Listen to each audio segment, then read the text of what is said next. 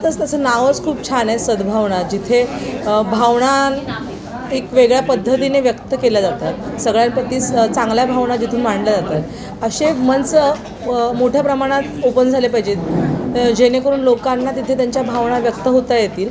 आणि त्याचबरोबर आजची जी संकल्पना होती एकतेसंदर्भातची आणि बाकी इतर सगळ्या विषयांवरची, अशा विषयांवरची मांडणी नेहमीच वेगवेगळ्या संस्था संघटनांनी करायला हवी, जेणेकरून लोक मोकळेपणाने बोलू लागतील. संविधानाने आपल्याला सगळ्या गोष्टी दिल्यात खऱ्या, पण सध्याचं जर वातावरण बघितलं तर लोक बोलायला मागत नाही आहेत. कारण तुमच्या एका बोलण्याचं उद्या चालून काय होईल किंवा लोक कुठल्या अँगलने घेतील हे सांगता येणार नाही.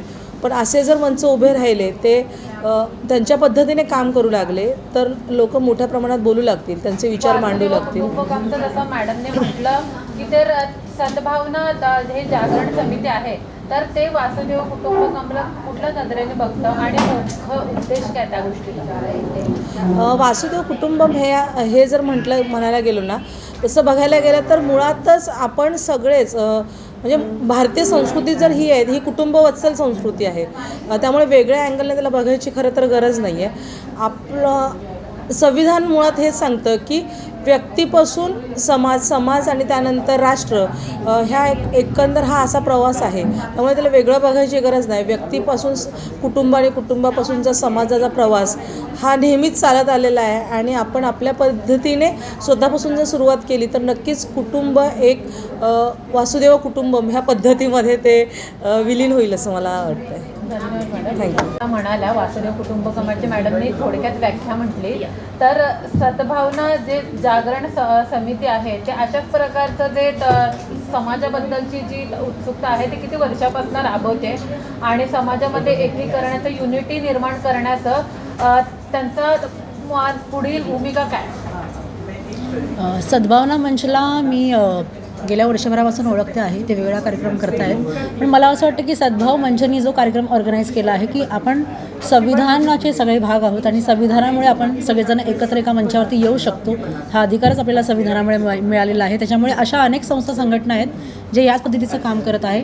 ते सगळे एकत्र जेव्हा येतील आणि एका कॉजसाठी, जसं आता इथे युनिटी म्हटलं, त्याच्यासाठी जर काम करतील तर हा जो विचार आहे, संविधानाने दिलेला विचार, हा अधिकाधिक लोकांपर्यंत आपण पोहोचू. आणि त्यावेळी जे तुम्ही म्हटलं की जी व्याख्या वसुदैव कुटुंबकम, त्या व्याख्येला न्यायसुद्धा मिळू शकतो. कारण संविधान हे कोणा एका कम्युनिटीचं नाही आहे किंवा कोणा एका समुदायापुरतं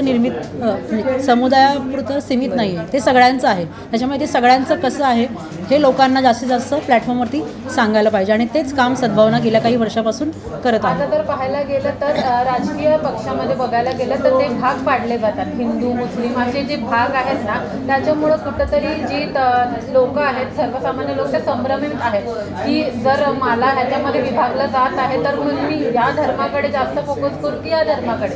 मग त्यामध्ये लोक कुठे संभ्रमित झालेत का या गोष्टीमुळे? मला असं वाटतं की ज्या पद्धतीचं नरेटिव्ह आपल्याकडे पसरवलं जातं आहे की एक है तो सेफ है, बटेंगे तो कटेंगे, तर त्याने लोकांना भीती वाटते आणि अशा प्रकारच्या घटनासुद्धा घडत आहेत की मग मॉब लिंचिंग असेल, मग एकच नारा तुम्ही द्यायला पाहिजे, तेच बोलायला पाहिजे, एका रंगाचा देश असायला पाहिजे.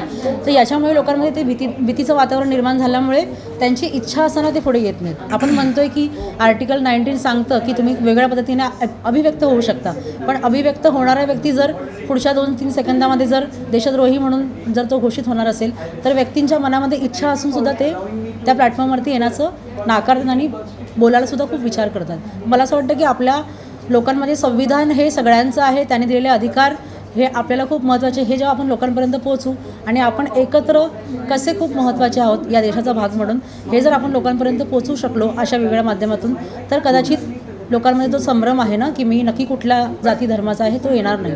त्यामुळे संविधानसुद्धा हेच सांगतं की तुम्ही व्यक्ती म्हणून खूप महत्त्वाचे आहोत, म्हणून तुम्ही माणूस म्हणून सर्वप्रथम आहात. धर्म जात ही नंतर तुमची ओळख आहे. त्यामुळे ती अशा सद्भावनासारख्या मंचमधल्या लोकांनी वेगवेगळ्या लोकांना एकत्र करून ते पोचवायला पाहिजे वेगवेगळ्या मंचावर. नेगेटिव को छोड़कर पॉजिटिव बातें कर रहे हैं और लोगों को मोटिवेट कर रहे हैं कि अपने घर में, अपने मोहल्ले में, हर जगह जाओ और मोहब्बत बांटो, प्यार बांटो, तो सबके लिए सब कुछ है. ये मैसेज अगर लोग सुने तो ये दिमाग में चलेगा और दिमाग में ऐसे इनपुट्स चाहिए, जैसा इनपुट वैसा आउटपुट. तो ये ऐसे मंच भी होने चाहिए, और सद्भावना मंच जो नियमित रूप से कार्यक्रम करती है उनको भी बहुत बहुत बधाई।